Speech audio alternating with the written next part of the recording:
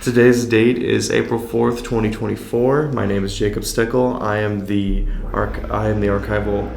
assistant archivist here at Warren County. I'm here with Amber Stegner. I am the assistant microfilm support, I guess. Very good. I'm Chris Wojnicz. I'm the deputy director for the water and sewer department here at the county. Thank you for coming. Absolutely. And I guess we should start with a general background question. So your official job title is? It's deputy director. Yeah. It is just deputy director. Okay. When were you born? I was born actually a suburb outside of Cleveland, Brunswick, Ohio. It's a little southwest of Cleveland. So, oh, okay. Yeah. So, did you grow up there too? I did. I grew up there, went to high school there, went to Brunswick High School. Then I ventured out and went to Ohio University for my undergrad in Athens, Ohio, and met my wife there while I was there. Well, not at the time, but eventually became my wife. And she actually left. She graduated earlier than I did, and she came back she's from Westchester, Ohio, and she came back, landed a job while I was still in school, and that was where I was looking for my job, was in this area. So so I ended up in the Southwest Ohio area. All right. Well, I'm glad to have you here. I mean, how long has it been? When did you start? Well, I started at the county in 2010. So I've been with the county for 14 years. So, man.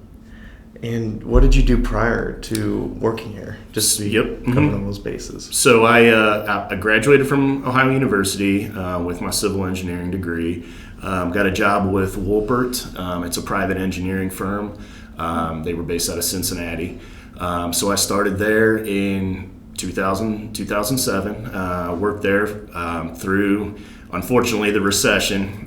Made it through a little bit of the recession, but eventually it caught up to the private side with engineering. So ended up getting laid off there. But within 6 weeks, I got the call after I interviewed here at the county for at that time it was I believe it was just a project engineer position with the water and sewer department. And that's how I ended up here. So it's been great.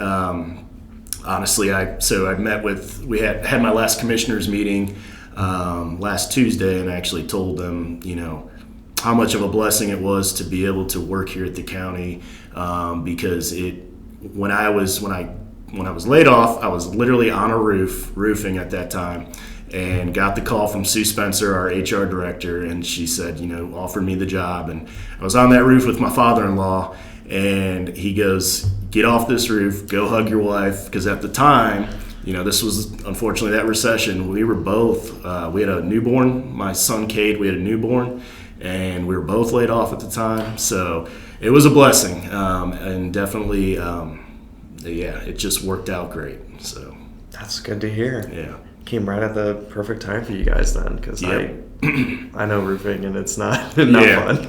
Yeah. Did you always serve your time at Water and Sewer? I did. So started as a project engineer, kind of moved up as kind of a senior engineer, and then took the deputy director position. I think it was in 2017, if I'm not mistaken. 2017 went into the deputy director role. So. Okay. And prior to that, it was just sanitary engineer, or? Yeah, it was still within water and sewer, more just project engineer. So working with developers, reviewing plans, and as I progressed, took on more responsibilities and kind of the bigger picture and bigger vision of the department. All right. And so we already established how long. So you started in 2010, you said? Correct. Yep. All right. And where were these departments located throughout the years? It was always right above us? Yeah, so we're located on the first floor. We've been there since I started. I know prior to me, they were, I think they were on Columbus Avenue, kind of past the fairgrounds, in a small building. They told me some horror stories about that building, about it flooding and whatnot. But yeah, we've been here since I started. So yeah, it's a great place to work. This campus is beautiful, set up really nice, easy access. We're all kind of all together with all these departments here on the same campus, so it works out well. Makes it a lot easier, yeah. Yeah. You don't have to worry about flooding anymore. Right. What are some of your daily tasks and duties that you've done as sanitary engineer or as deputy director? Daily tasks, our goal, obviously our overarching goal is our responsibility is to provide safe drinking water to our customers, and obviously treat the wastewater and put it back in the river where it's not going to harm any wildlife. So that's our overarching goal. But on a day-to-day basis, I'll work with our treatment plant operators on different issues they have at the plants that need to be, if they're engineered or we need to come up with a project to make things better. We review subdivision plans that come in. So, we work with private developers on developing new areas that they're putting in, housing developments or commercial developments. So we're reviewing those plans, working with them on those. Personnel, dealing with our personnel is a daily thing. We've got a great staff. It's come a long way. It's really come a long way. We were right after COVID, we really had issues with staffing and keeping employees, and myself and the director, Chris Broush, we worked really hard to get that compensation and that salary in line where we could be competitive and really attract good talent. It's a wide variety of things. I think that's one of the things that I love about the current position is you don't know what you're getting into every day. Every day is different. You could be talking to customers one day about them complaining about their water quality or different things. So it's just the variety of things we do at the department. So It sounds like they keep you on your toes. they do. It's an adventure, definitely. Do you often work with different departments like building and zoning or water and soil? Yeah, so we interact quite a bit with building and zoning. Obviously, permits are kind of tied to that, and when they have to pull their building permit or whatnot, we're working with building and zoning about them paying our water and sewer tap fees, and we work a lot with economic development. One of the big things with economic development that people don't realize is you can't develop areas without sewers. You're not going to get developments of any substantial area without sewers. So they work with us a lot on development planning with our sewer system and where our boundaries are and what we can physically serve. And then soil and water, we don't work a ton with them, but we do interact with them. They're obviously responsible for a lot of the runoff and whatnot treatment of that. We work very heavily with the Warren County Engineers Office. When I first started here, that was one of the goals of our department was to work much more closely with them, because what used to happen, and the public would see this, is the engineer's office would come in, they would go and redo a road or widen a road, and we wouldn't be involved by moving our utilities, so then we would come in at a later date sometimes and start moving utilities and doing things. So that's really that whole communication process between us and the engineer's office has been really, really good. So we work with them on a regular basis.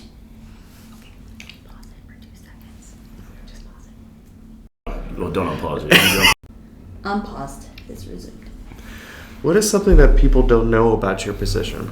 So you asked in the beginning, you go, what is your actual title? When I first started here, everything was, so we called, the director of the department was the county sanitary engineer. Mm-hmm. The deputy director would have been the deputy county sanitary engineer. The sanitary part is the part that we're trying to kind of get away from, because everyone, when they hear sanitary engineer, they go, oh, you guys pick up trash, right? And so that's kind of the connotation to that name. So what they don't realize, what people don't realize is what we truly do. it's funny, people turn their water faucet on and they see water come out and they just think, hey, that's great. And they flush the toilet and they go, well, it went away. They just don't, they don't see the inner workings. And we kind of made a conscious effort to start to kind of brand ourselves and market ourselves in a sense so that people kind of understand what we do and the background of what happens when you turn your faucet on, what happens when you flush your toilet, all the stuff that goes into it. But I think that's kind of the biggest thing is people not understanding kind of what we do and what goes into having good clean drinking water and whatnot. I mean, it's amazing, as we're, we get involved in, personally, we get involved in kind of some things called like Water for People and different things that if you look at other countries and heck, even, parts of the U.S., some of the southern states and southern areas, drinking water is, it's not something, it's something we take for granted here, but it's not readily available everywhere. I mean, it's amazing what people do in other countries, the third world countries for water. So it's truly something, that I think a lot of people take for granted. But it's one of those first world problems we have. So, yep. Yeah, I think that's exactly right. Yep. What are some of the marketing strategies that you guys have employed to try to increase public awareness about sewer? Mm-hmm. So what we try to do, we when I started here, we didn't have a social media presence. We started a social media, a Facebook and a Twitter account, and we try to. Besides, the main thing we use it for is letting people know when they have main breaks in the area and when they have water outages. But we also try to, put out there. We do a fix a leak week. It's kind of a campaign where we kind of let people know about, what they could be seeing when their water bills are high, what they can check for in their toilets and whatnot for leaks. We try to. During winter months, we try to let people know what to do to prevent freezing pipes. So we'll put out, little blasts about what they can do to prevent some of those things from happening, like, keeping your water trickling or whatnot. We just try to get out there a little bit more. We've tried to show our projects, what we do. Try to put some photos out there, specifically when we did a major upgrade here in the last 2 years where we implemented water softening. Our county has historically been a hard water county, which is not a bad thing necessarily, but it's a quality, it's an aesthetic thing that people don't like. They didn't want to see scaling on their dishes, scaling on their faucets. So we really pushed hard to push that program and let people know why we were softening and how it was going to help them with eliminating water softeners, not paying for bags of salt. So we just really try to get it out there, and I think we've used social media a lot more in the last several years, and hopefully that'll continue after I leave. So I get it, and getting out to the public saying, hey, this is what you're looking at, right, and trying to address that. Right. That's an appropriate way to do it. How often do you interact with the public aside from social media? So typically, every once in a while we'll have public meetings where if we have big projects, we'll sometimes hold a public open house on the project.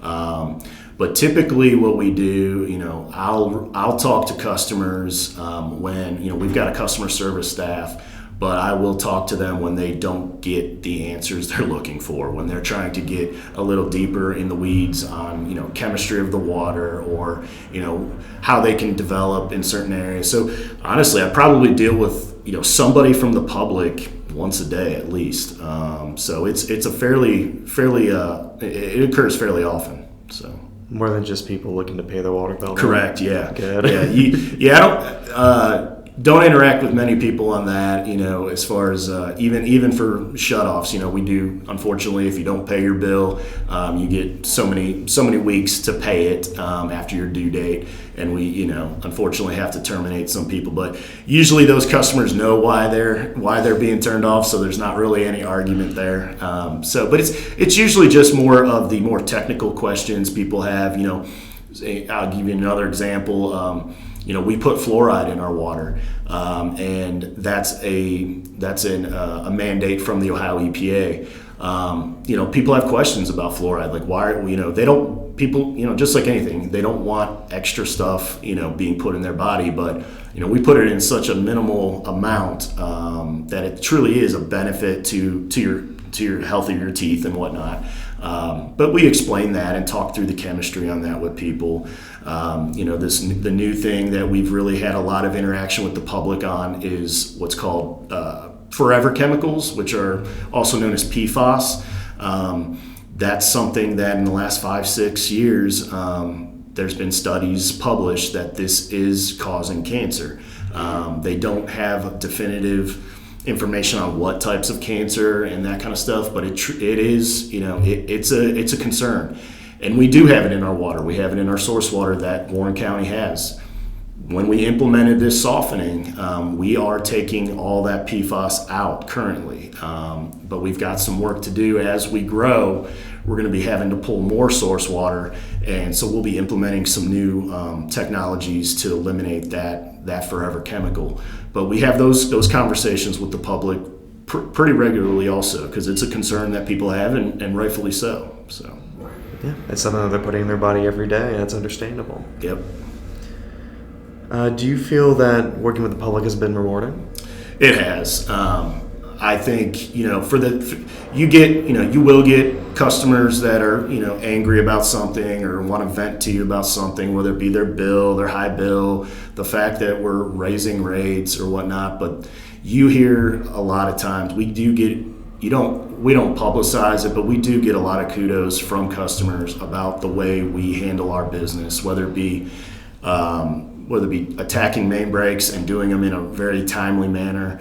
It could, even the water softening, we get a lot of praise on that. And it's fulfilling. It truly is, because I think when I started, I didn't start in government, and as I progressed through my career in government, I realized, how much of a public servant I've become, and it's rewarding, it's fulfilling, and I think that's why I want to stay within this government sector.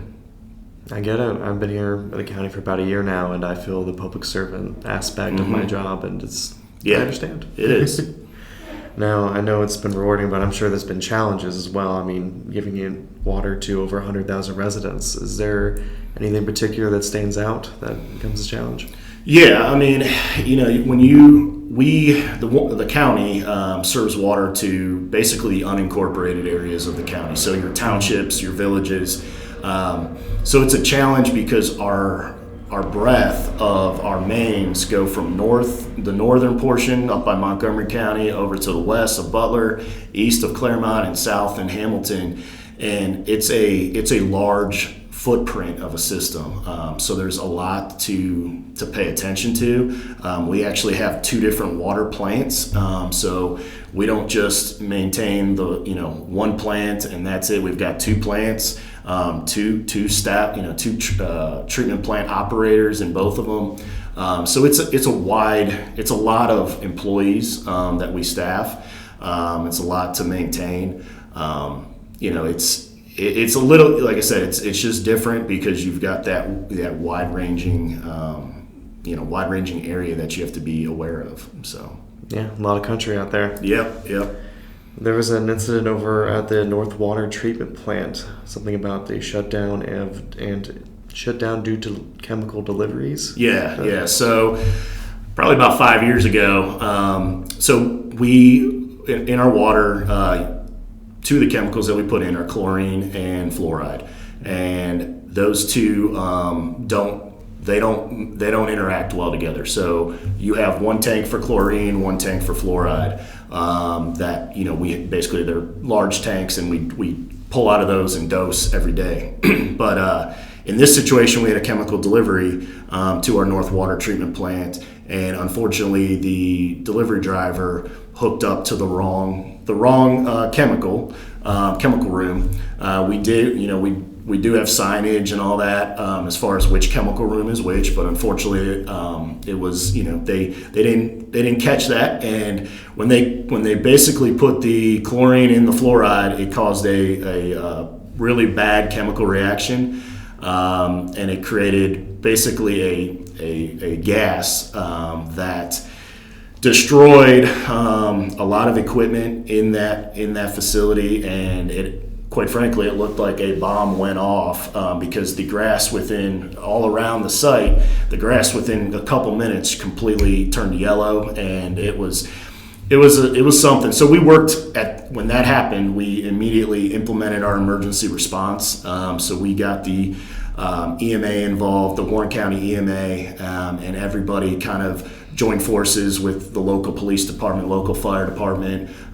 We did have one employee that was in the building. He was injured in the sense of he took in a lot of gas in his lungs, but he's fine. He still works for the county today, but he did have to go to the hospital, and he was able to check out later that day. But it could have been a lot worse. I think our response, and along with the emergency management team and the local authorities, we were able to handle it pretty well. We entertained, do we need to put out something to the public about staying in your homes? We kind of looked at all that, but we were able to contain it, and I think we reacted pretty well to it. But it could have been a lot worse, but it worked out, and everyone was safe and went home at the end of the day, which is what we want. That's one thing that our operators at these treatment plants, they deal with a lot of different chemicals every day, chemicals that aren't necessarily hazardous when they're used properly, but if when you spill, and if they mix with other chemicals, they can create a chemical reaction that's can be harmful. So we do a lot of safety training, on chemicals and how to react to any spills. So it was a lesson for us. I think it allowed us to implement even more safety measures, just to continue to provide that protection to our employees, that they feel safe every day. So, yeah. Oh man, well I'm glad that guy's doing a lot better now. Oh yeah, he is. Yep. He even feels like he can still work for the county. Speaks volumes. Yeah. Were you on the phone, emailing all the time, or did you have to go on site to talk to the people, or what was? So we immediately responded to the site. Myself and Chris Broush, the director, we responded to the site, and we took the point at the beginning, and then we deferred. We ended up deferring to emergency management, but we continued to work through what needed to be done. So we were on site, obviously taking phone calls and dealing with the Ohio EPA, talking to Ohio EPA about the spill, because they're notified of any type of spill that occurs. So we were on the phone with Ohio EPA. They came down. Hazardous came down. So yeah, it was a lot of coordination, but it was honestly, the emergency management team here in the county, they do a great job. That was the first time I'd really seen them in action. So when they show up, they basically take the reins, and they do a phenomenal job. So that opened the door, honestly, for us to have more further conversations with them, just going forward about different things that are different potential hazards we have, and working closely with them. So. All right, and I know they got their own little llama and their own media presence as well. They do. They're doing their own thing. Yep. I've been going through processing their own collection, and they do a lot of good work. Yeah, they do. Are there coworkers, managers, or other people that have had an impact on you, and who would they be? Yeah, I've worked since I started. The director of the department, Chris Broush, has been there since I've been here, and I've learned a lot from him. What I love so much about the relationship we have is we don't always see eye to eye. We don't always agree on certain things. But the amazing part is we respect each other so much that we listen to each other, we work through what we're trying to solve, and sometimes, you know, it'll be more skewed towards my side or more skewed, but at the end of the day, we both know we hashed out the problem and we looked at every angle, and we really have, both he and I think, put our egos aside all the time, and we worked so well together. I learned a lot from him. He's a very patient person, which has helped me become, I think, more patient. I'm a little more, our managing styles are a little different. I'm a little more kind of upfront and like to be very, very real about stuff with employees. But I think that reciprocates back with a lot of respect. So I've learned a lot from him. We have several employees that just show you what it means to be a public servant.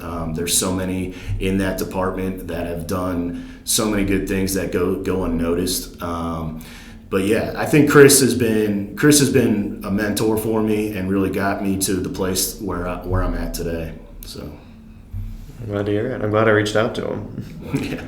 Are there any other memorable projects that you've worked on through the years? Yeah, I think the biggest one for me, you know, when I started here, we did not have soft water. The commissioners were not interested in putting in softening because it was going to be very expensive.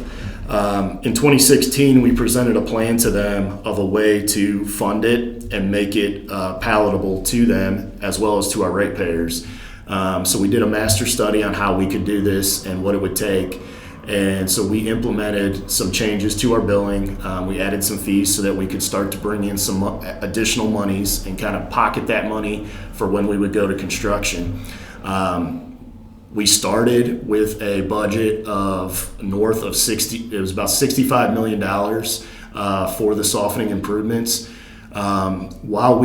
Through that process, we value engineered many things on the project. We worked with a consulting firm, AECOM, who teamed with Arcadis. And at the end of the day, when we got that project done and finished, we came in well under budget, on time. So we came in at around $45 million for the total project. And I really enjoy talking about it and talking about that softening project because it's one of the first in the area. We used membrane softening. Other people do soften, but we used nanofiltration membranes to soften, which basically means we're not adding anything to the water. So you can soften just like you do at home with your salt. You know, you put salt in your water, so essentially you're adding salt to your water.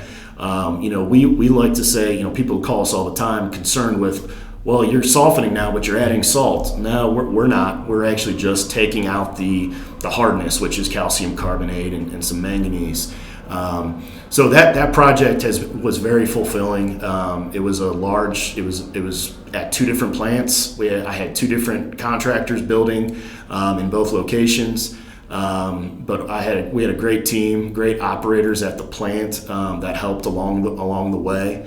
But that was the biggest project I was able to manage here and see through. There's another one that we're starting that I won't be able to see through, but the PFAS removal, we're adding some ion exchange, which basically is a fancy way to say we're gonna be taking that PFAS out with some resin. But the beauty of that one is we hope to be the first one in Southwest Ohio to implement this. So there's several water treatment plants up and down the Little Miami River that have this same issue. But we have been very proactive on getting this installed and getting this done. That I think we're going to be the first ones to get it in place, which is going to be great. It's a great thing for our customers because, again, as I talked about earlier, you know, it's proven that this is a cancer-causing agent or a cancer-causing chemical. That if we can be the first to say, hey, we're doing everything we can to keep our residents safe, it'll be a great mark for the department. Definitely. And how long? Do you have an estimated timeline for this current project, or in fact, what was the water softening process? How long did that take you guys? That was from start to finish. Meaning, we'll start with the engineering process, which started in about 2019, and we constructed through COVID. and we completed I would say about 6 months ago, completely done. So it was about a 4 to 5 year project from engineering start to construction finish. That was about a 4 to 5 year project. And this PFAS removal, we're fast tracking this. We're really pushing hard on it. We hope to be basically online with that PFAS treatment by October of 2025, which will be really good. The regulations aren't even in place yet from the EPA. There will be regulations coming down that say you have to take this amount of PFAS out of your water. Those aren't even in place yet. We have a good feeling of where they're going to land, but we're not waiting for those to come down. A lot of other entities are waiting for that just to see and whatnot, but we know what we have a great feeling of what they're going to be. I think everyone knows in the industry where they're going to land. So we're not waiting, and we're going full bore on this. We're working real hard to get a lot of grant money. There's a lot of grant money out there for what they call emerging contaminants, which is what PFAS is. And I think we're, if not first in line, second in line for that money here in the Southwest Ohio area. So it's a good thing. I'm glad to hear it. Yeah. How comfortable have you become with starting projects and maybe not finishing them? This will be the first time that happens. So that's one of the hard things about leaving the county, is knowing you have these projects out there. But we've got a great staff. They're going to continue forward.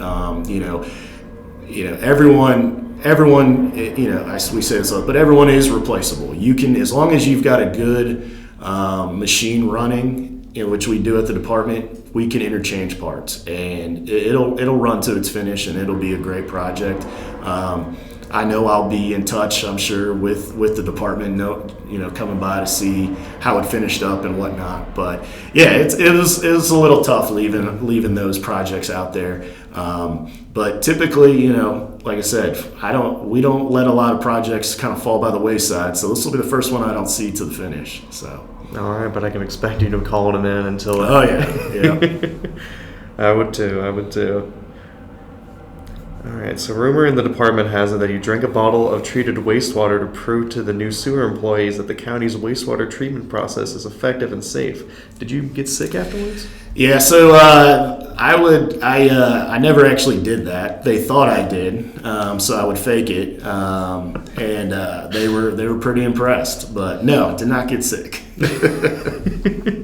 They thought you did, so I just faked it. I had some water in a bottle, and they couldn't really see the bottle, and yeah. They just had some chocolate milk or something in there. Oh, it's clearer than that. Our wastewater comes out.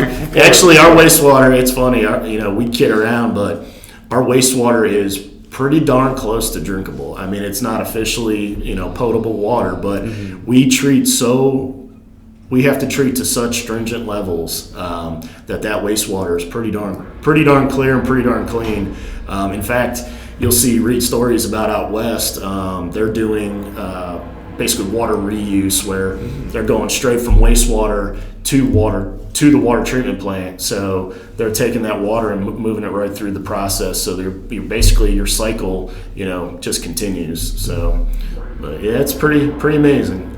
That is wild. I know they've always had water issues out west. Yep. Could you imagine something like that here?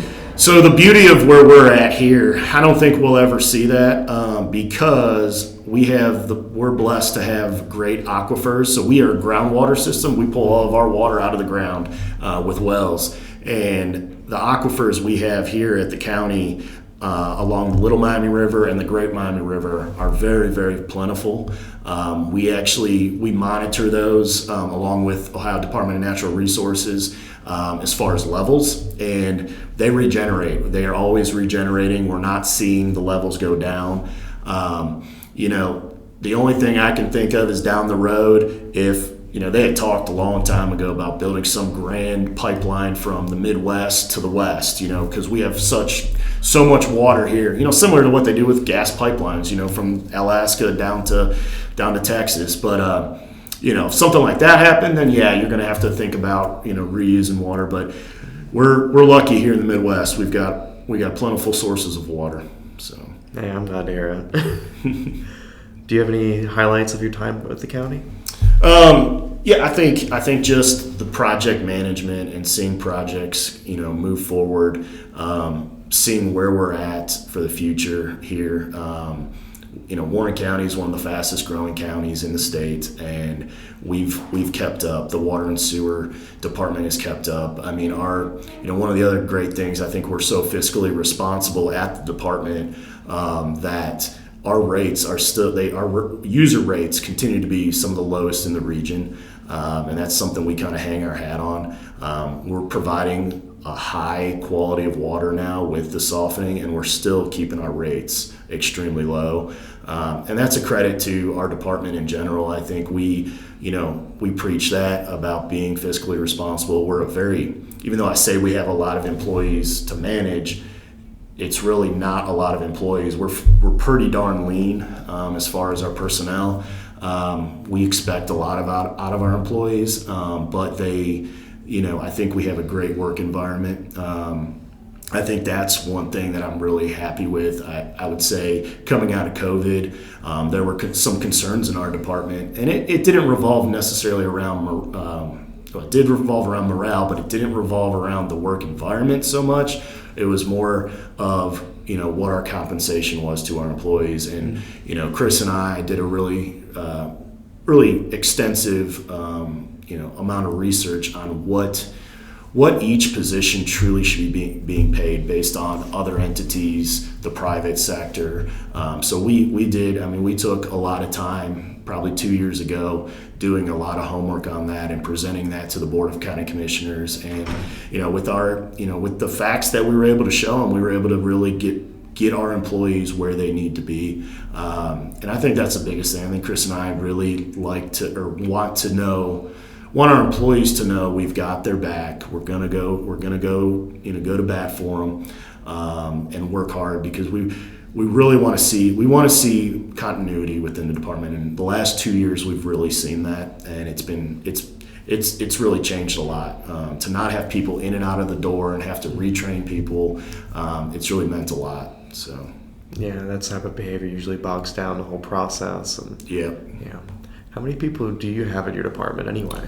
We've got, I was just talking to Sue about this. There's a couple more than I realized. We're up to about 80 to 82. We'll probably be about 82 here in the next couple weeks with some new hires. So we have about 82 employees streamed across the board. We've got water treatment, wastewater treatment, water maintenance, wastewater collections. So water maintenance is basically the guys that deal with the pipes in the ground, the hydrants, all that kind of stuff. And then your wastewater collections. We've got a customer service group. We've got a lab department. We do all of our own lab testing in-house. So we have to do daily, weekly, monthly testing on the water and wastewater and report that to Ohio EPA.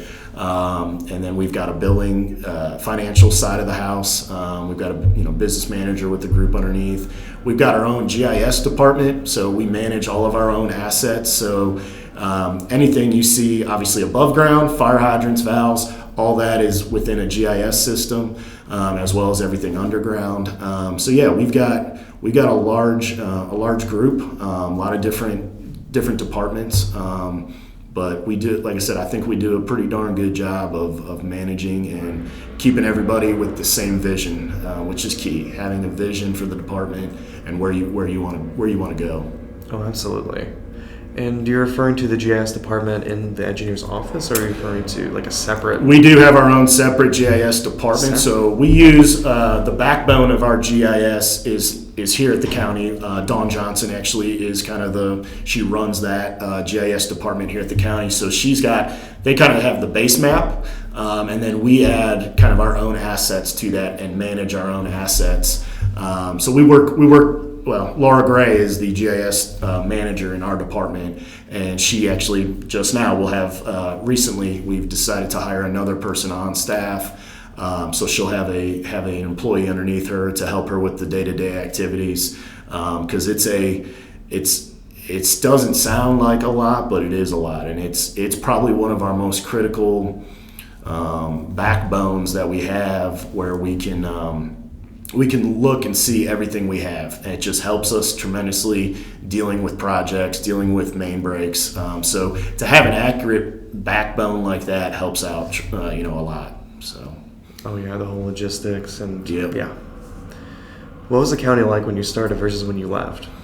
The county has changed. It's grown, certainly grown. I think I've seen the change with the Board of County Commissioners, which obviously trickles down to us, where they are, for our department, it used to be produce clean, safe drinking water at the cheapest price.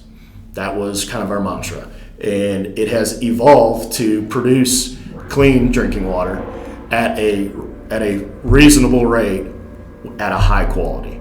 And so that high quality was the part that has changed. And the quality, just because you're safe to drink doesn't mean the quality is necessarily good, meaning the softening, having softened water, making sure we don't have dirty water complaints, meaning we have to treat for iron and manganese. Those are two minerals that we have naturally in the water, and we've improved that process. It took some additional treatment, some better treatment, but we've improved that.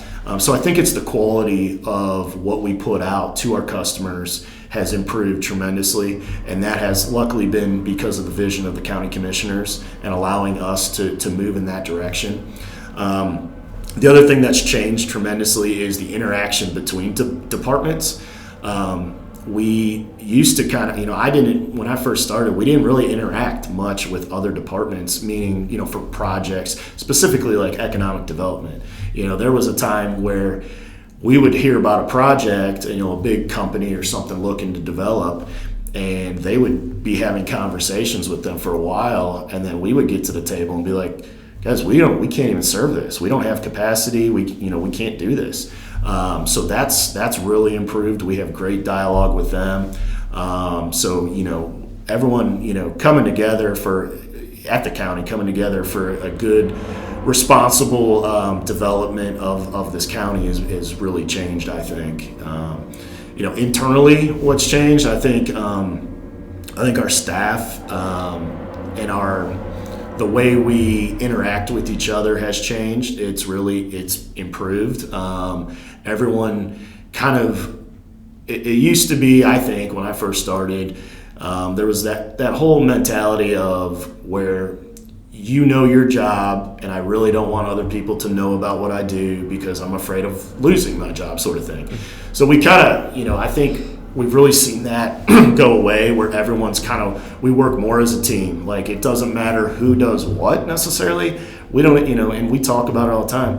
Yeah, you got job descriptions and whatnot, but you know what? At the end of the day, we need to do this. And I'll give you an example. Not that one example. During COVID, obviously we let a lot of people stay home and whatnot, but we had about 3 or 4 of us that would come in every day. I mean, I was opening mail and posting bills, so I mean, those were things, did I need to do that? No, but that's what you got to do to keep the business running. And our staff does the same thing now. They'll step up and do things that aren't necessarily their jobs, but they know to get to the same common goal, they're willing to do it. So. That's good to hear. That's what you need to do as a team. It's something that's not needed to be on your job description. That's good to hear. Yeah. Anything else happened during your time as employee? I know you've referenced COVID a lot. Was there anything else as well? That was probably one of the more difficult challenges was COVID. It was, I remember it was funny at the beginning because, somebody would test positive or something and they'd be calling me and what do I do? It was always and we erred on the side of caution. So we were definitely, we immediately worked out ways to handle the situation, because in water and wastewater, we can't stop. We couldn't stop working. Other people, you heard of places kind of shutting down or shuttering. We couldn't really do that. The water and wastewater had to continue. You had to continue treating. So we came up with strategies for staffing and kind of doing more shift type work, where you would have people by themselves and then come in a different shift. And so we didn't have a lot of interaction with each other, purposefully, because of the transmission of that virus at the time. So there was a lot of learning through that. That's where I actually think that helped, because it allowed employees to kind of, to the point earlier, who cares about your job description? We have to do, these things have to happen, and everybody kind of stepped up and understood that. Mm-hmm. So that has carried over, I think. It kind of helped our department in all honesty. But that was definitely a challenge. That 18 months or however long it lasted was a challenge. But we did we didn't stop. Everything. We met all of our EPA requirements on testing, on everything from start to finish. Nobody, I don't think any of the public even knew, that what was going on behind the scenes to keep everything going. So yeah, that was probably the biggest challenge. I believe it. Was there any distress from the public, concerned about how COVID was transmitted through anything? Because I know people were like, "Oh, is it on the floors and in the air, aerosol it?" Yeah. So I think early on, they were able to dispel any rumors about, specifically the federal government about, transmission through water, transmission through wastewater. One interesting thing is, there was when they were trying to track COVID and track, where it was at and how it was progressing. One of the mechanisms they actually used, and I don't think we didn't submit much, but they were using wastewater as a way. So they were testing wastewater. So, there was like a baseline of, okay, this amount of the COVID virus in wastewater, because obviously it's coming from the home. So as that would spike, if they saw it spike in a community, so like say one of our treatment plants saw a spike, they knew, okay, the transmission here in Deerfield Township is much greater because we see it spiking in the wastewater. So they were utilizing that as a way to monitor where the spikes were occurring. So that was interesting.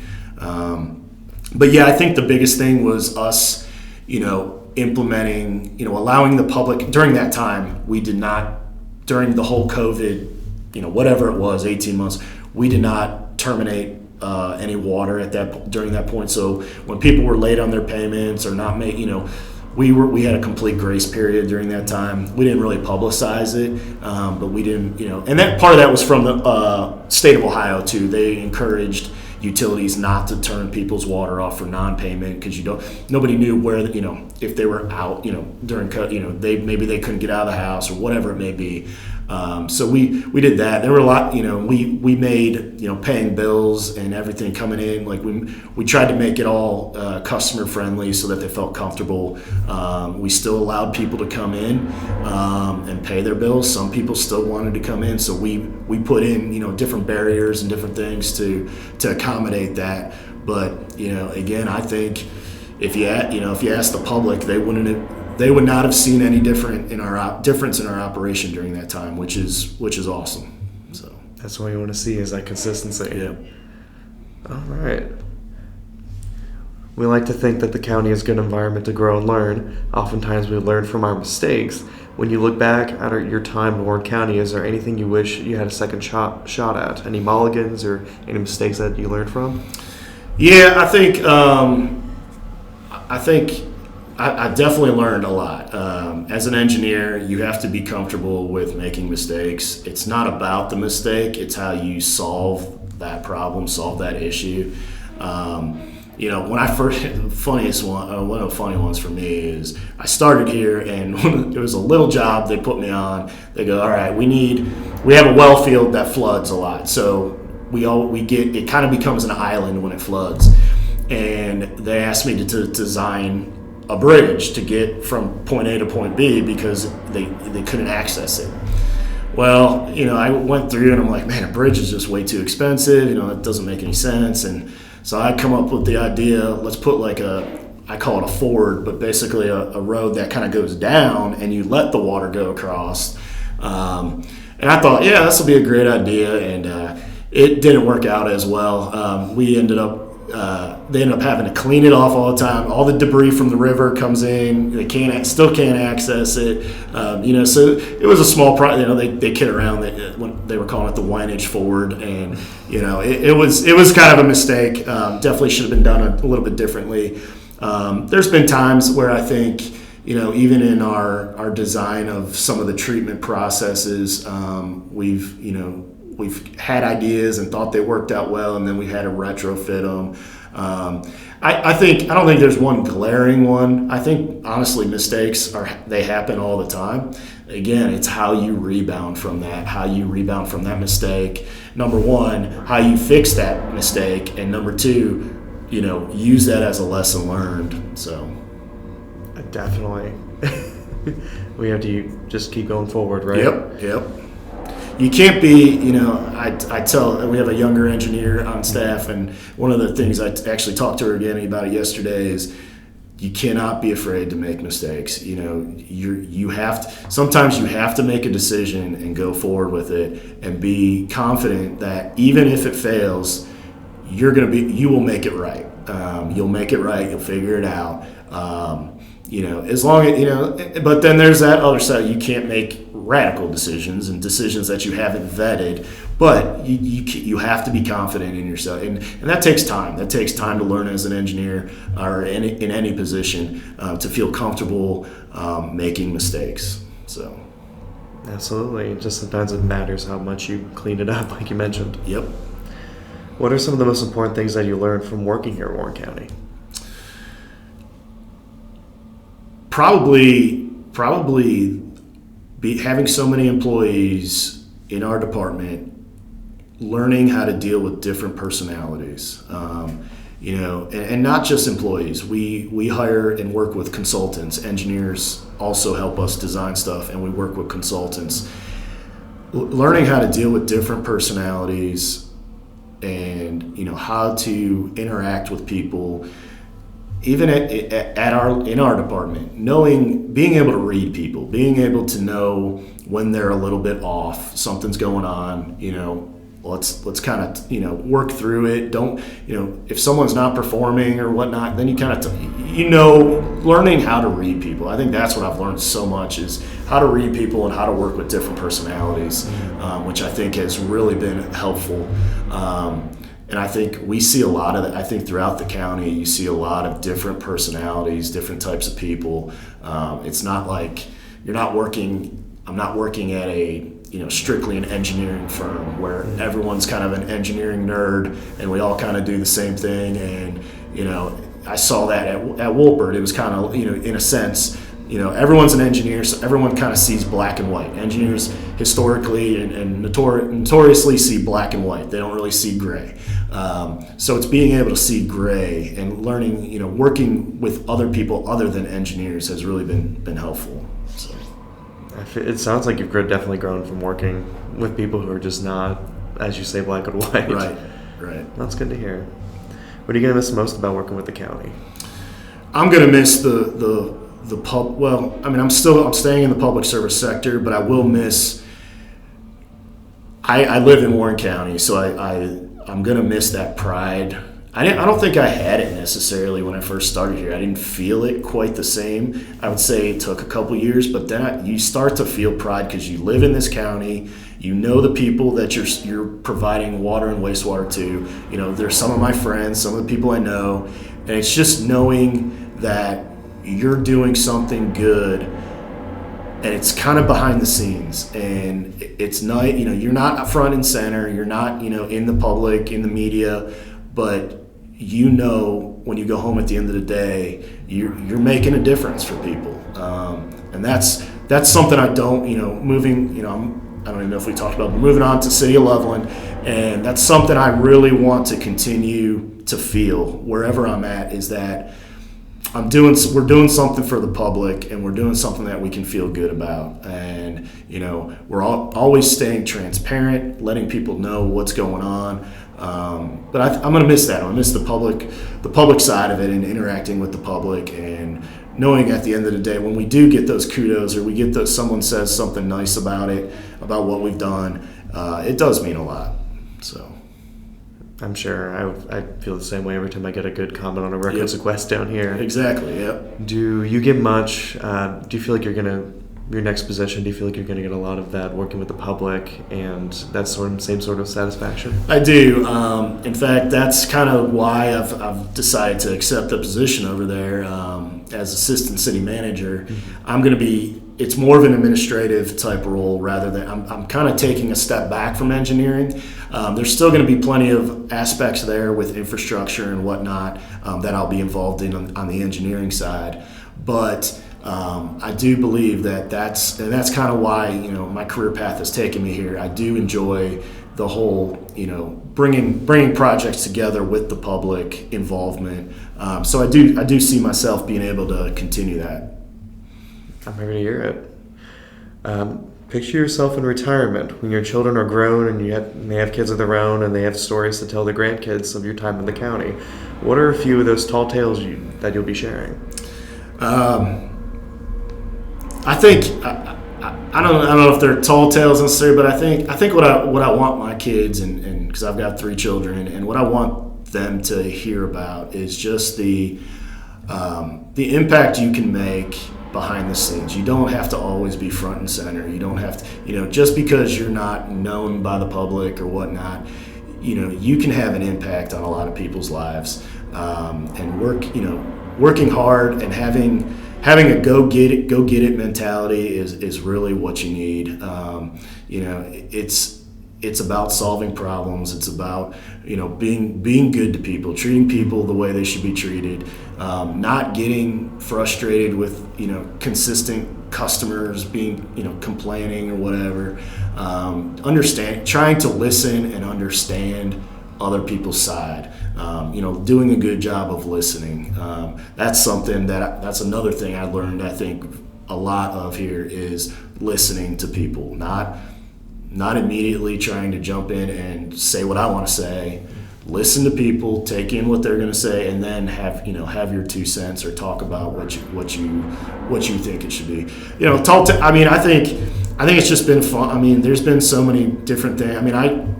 I would go out. I'm not, I didn't know how to put pipe in the ground. I don't do any of that.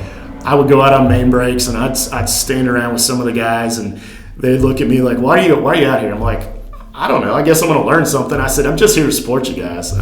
So that's the other thing. That's the one thing, and we talked about this going down to Loveland is don't ever have anything don't ever think something's above you to do. I was, when I was out those main breaks, could I actually hop in the hole and help them? No, but I would grab a shovel and hand it to them or do something just to show that, you guys, we get what you're doing out here and we really appreciate that kind of stuff. I think, some of the things, other things, it's the office banter, some things that we do in the office, just, razzing guys and razzing ladies about different things. They razz me quite a bit, just little things here and there. But it's, all those kinds of things. There's nothing too crazy, no crazy stories, but it's just, I think just talking to my grandkids and talking to them one day just about work ethic. That's the tough part about any jobs right now. You're seeing the new generation come in. We're having to change how we manage people, and that's been a challenge. It's been a big challenge because people coming into the workforce are expecting different things. So it's not the same management style.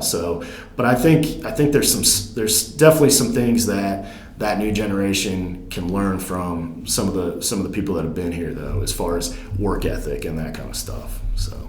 Oh, absolutely. I feel like I learned that from my grandfather as well. Yeah. And I worked with him when I was 13 years old, so I get it. Yeah. Just tried to instill Yep. Any advice to give any current Warren County employees? I think the biggest advice I would give is that, don't let one day, one event define how you feel about either your job or your coworkers. I think too many people get hung up on one event or one day. You got to take a step back and just look at the totality of what you're doing don't let one event affect how you feel about your job.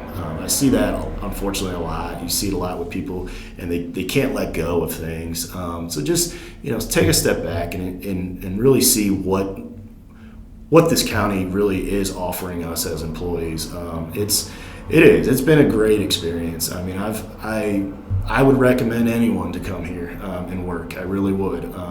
I think there's so many good things about this place. I think you've got a lot of directors in different departments that truly care about their employees. I really think you have a lot here. I think that's come a long way.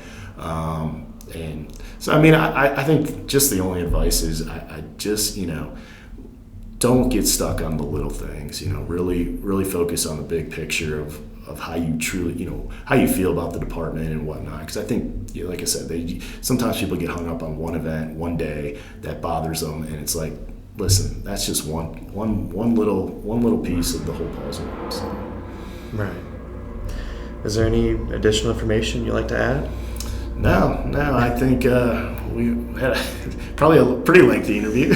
So I appreciate the time and appreciate you even offering to talk about it. I think, the industry, the water and wastewater industries, and it truly is it's an industry that we're trying. Our department is trying to get into the schools, get into high schools, get into Sinclair's, get into the colleges, and teach kids about, because it's a STEM related field. It's a field that is not going away. There will always be water and wastewater needs out there. So yeah, I mean it's definitely been an exciting. It was an exciting 14 years, and I wouldn't trade for anything, honestly. So. All right. Thank you. Thank you for coming. Absolutely. Right. And this will conclude the interview.